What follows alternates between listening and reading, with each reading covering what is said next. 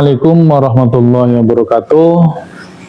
Kembali berjumpa di channel Mbah Mun Ajat Karimullah, channel yang membahas tentang tasawuf dalam perspektif ilmiah wa amaliyah. Melanjutkan bahasan tentang syair tanpa waton Gus Dur. Kita lanjutkan ke bait berikutnya. Al-Quran qadim wahyu minulya tanpa tinulis bisa diwaca, iku wejangan guru waskita tentan cepake ing jero dodo. Sungguh syair ini menggambarkan sebuah kedalaman rohani seorang Gus Dur. Di bait ini menyampaikan sebuah pesan yang teramat dalam bahwa Al-Quran Qadim itu adalah wahyu minulyo. Namun faktanya, jangankan membaca Al-Quran Qadim, mengenal terminologi Quran Qadim pun banyak yang tidak tahu. Jadi ini menjadi sebuah pengingat kepada kita semua bahwa memahami agama pun tidak cukup hanya dalam perspektif syariat saja, jasmaniah saja, lahiriah saja. Karena di perspektif ruhani ternyata ada sebuah pemahaman yang luar biasa, pemahaman yang bersifat qadim. Bahkan di beberapa channel juga sudah kami sampaikan bahwa Quran Qadim adalah sebuah Quran yang ada di alam Qadim atau biasa yang kita kenal di alam Lauh Mahfud. Di sana tidak berhuruf dan tidak berupa suara, tetapi itu adalah Quran cahaya, Quran yang bisa didownload oleh ruhani manusia yang disucikan. Sebagaimana Quran surat Al-Waqiah, a'udzubillahi minasyaitonirrajim, innahu laqur'anun karim fi kitabim ma'nun la yamussuhu illal mutahharun.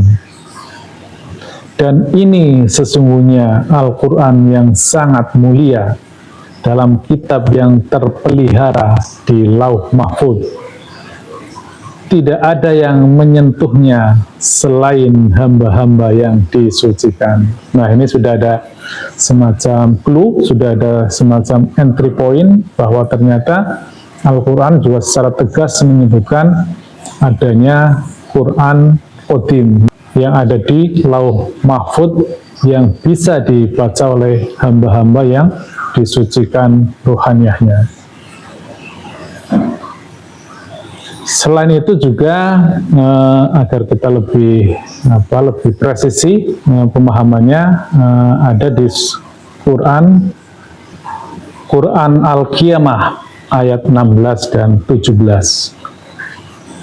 Janganlah engkau Muhammad gerakan lidahmu untuk membaca Al-Quran karena hendak cepat-cepat menguasainya. Sesungguhnya kami yang akan mengumpulkan di dadamu dan membacakannya. Jadi secara lebih teknis ternyata sudah disebutkan itu ya, bahwa karena itu sebuah ayat yang tanpa huruf, maka Tuhanlah melalui malaikatullah membacakannya dan menancapkannya di dalam dada Rasulullah. Nah, pemahaman seperti ini juga kemudian jangan dikristalisasikan, jangan dikultuskan, bahwa itu hanya Rasulullah yang bisa membacakannya. Karena pada setiap zaman Allah itu selalu akan mengutus utusannya, sebagaimana At-Taubah 128 atau Al-Kahfi 17, yaitu seorang waliyah mursyida yang salah satu tugasnya adalah membacakan ayat-ayat yang qadim tersebut.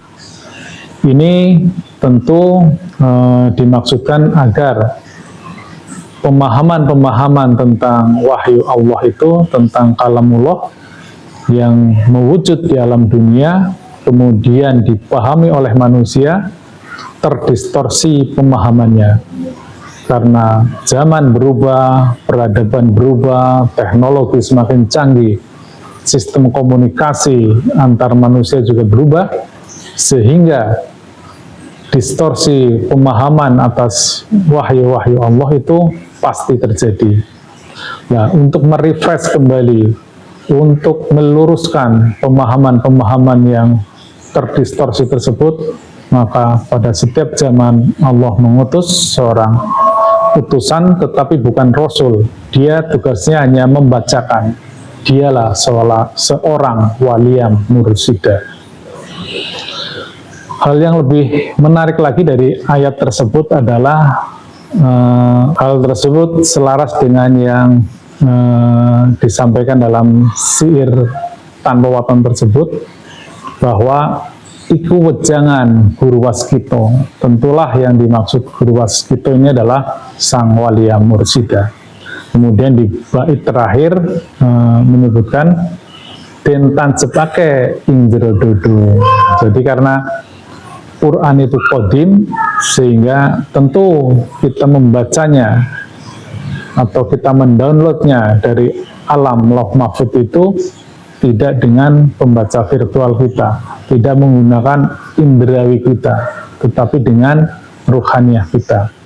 Bahkan dalam ayat yang tadi disebutkan, Al-Qiyamah 17, itu dibenamkan ke dalam dadamu.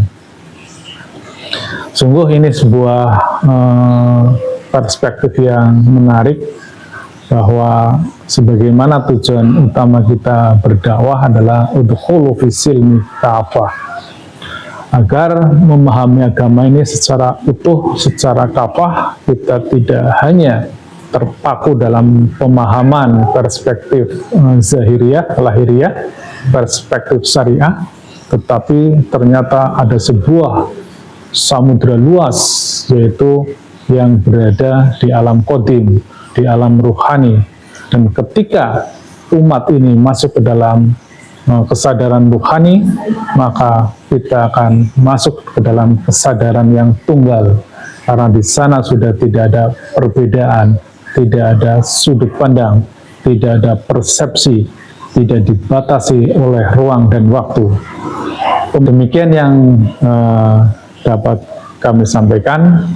Terima kasih Gus Dur telah mencerahkan pemahaman kita semua, dan alhamdulillah kami kebetulan juga mengikuti sebuah tarekat, yaitu tarekat Naqsabandiyah Kholidiyah Nusantara, dan alhamdulillah laku kami dalam hal peramalan-peramalan ternyata presisi sekali dengan syair waton Gus Dur. Kepada semuanya, wabil khusus para nahdiyin, mari kita ikuti laku perjalanan ruhani seorang Gus Dur yang luar biasa, yang menjadi contoh bagi kita semua. Demikian ilahi anta maksudi wa ridhoka madlubi. Wassalamualaikum warahmatullahi wabarakatuh.